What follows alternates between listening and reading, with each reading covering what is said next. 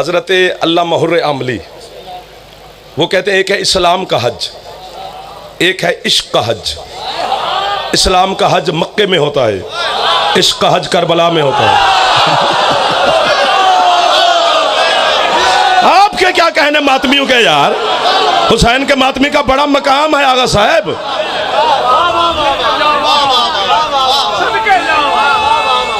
बोला बोला सगीला कलंदर।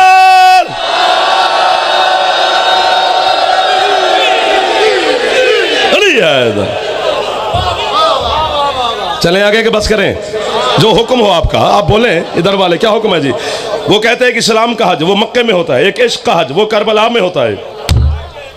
इस्लाम का हज मक्के में, इश्क का हज करबला में। वो कहते हैं इस्लाम के हज का एक रुकन है एहराम, दो सफेद चादरें अनसिली, सिली हुई ना हो, सोई लगी हुई टच भी ना हो, वो दो चादरें सफेद रंग की एहराम, एक नीचे एक ऊपर यूं होता है। ये है इस्लाम के हज का एहराम।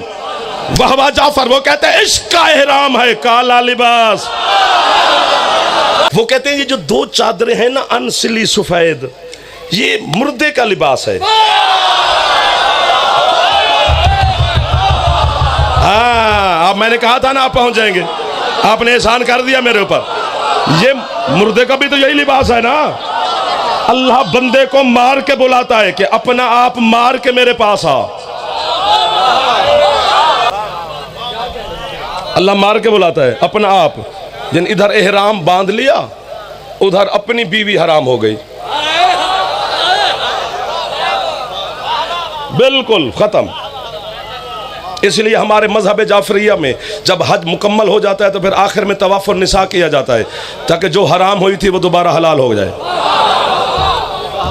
और अगर भूल जाए तो फिर वापस जाना पड़ता है कि वो करके आ। वो नियाबत में भी नहीं हो सकता, बीवी मेरी है नियाबत में और कोई तवाफ कर रहा हो।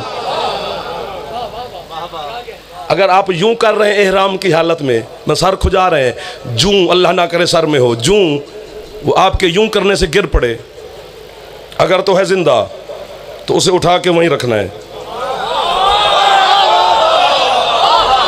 अगर वो तुम्हारे यूं यूं करने से मर गई है तो उसका कफारा देना पड़ता है। जिससे आपने पैसे लेने हों कर्जा, तो कर्जे वालों ने तो बंदा लबदा बदा होंगे। वो अगर एहराम की हालत में तुम्हें मिल जाए उससे पैसे नहीं मांग सकते। जान बूझ के साए में नहीं चल सकते हालत एहराम में। ये इस्लाम का हज है तो अल्लाह मार के ही बुलाता है ना। ये जिंदा का लिबास है।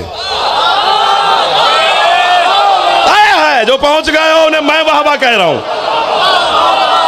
ये जिंदा का लिबास है। सर मारो या उठ के बोलो, पूरा पिंडाल उठ के करबला की तरफ रुख करके मेरे समेत हुसैन हुसैन करते रहे। हमसे इसके हुसैन का हक अदा नहीं हो पा जाएगा। बैठे यहीं पे रहना, बस थोड़ा सा सलाम हुसैन को हाथ उठा के कर लेना। हम सिंध मजलिस पढ़ने जाए ना नकवी साहब, तो आपको पता चल जाए, आप फोन करें जाफर बेटा किधर हो, मैं जी नकवी साहब सिंध हूं यार, वहां से अजरक लेते आना, सिंधी कैप लेते आना, सौगाती यही है। हम मुल्तान मजलिस पढ़े, इससे छोटा अजान है मेरा, इसको पता चल जाए तो ये कहते हैं बाबा वहां से सोन हलवा लेते आना, सौगाती यही है। हम वजीराबाद मजलिस पढ़ने जाए तो वहां से छुरी चाकू मिलते हैं, सौगाती यही है। यही है ना। पता नहीं कितनी हयात और जिंदगी का मालिक है अकबर का बाबा, जो भी करबला जाए फरमाइश है यार कफन लेते आना।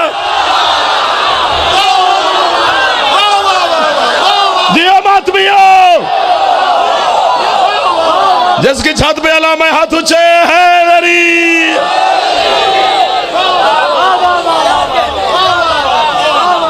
अल्लाह अकबर। कितना मुतमैन करता है हुसैन कि करबला से कफन लेके बंदा आ जाता है बस। हाँ, वो कहते हैं एक रुकन है एहराम कि उसकी दो चादरें हैं, इसका सियाह लिबास है। वो कहते हैं इस्लाम के हज का एक रुकन है सफा और मरवा, दो पहाड़ियों के दरमियान में सही करनी है, दौड़ना है, 7 चक्कर लगाने हैं, 1 2 3 4 5 6 7, यानी कि बस ये यूं गिनने हैं, यानी एक चक्कर, दूसरा चक्कर, तीसरा चक्कर, 7 चक्कर लगाने हैं सफा और मरवा की पहाड़। ये इस्लाम के हज का रुकन है। वो कहते हैं जो इश्क के हज की सही है ये दौड़ना है। वो कैसे? वो कहते हैं क्या कमाल रखा है अल्लाह ने, जितना सफ़ा और मरवा के दरमियान में फासला है उतना गाजी और हुसैन के रोजों में फासला।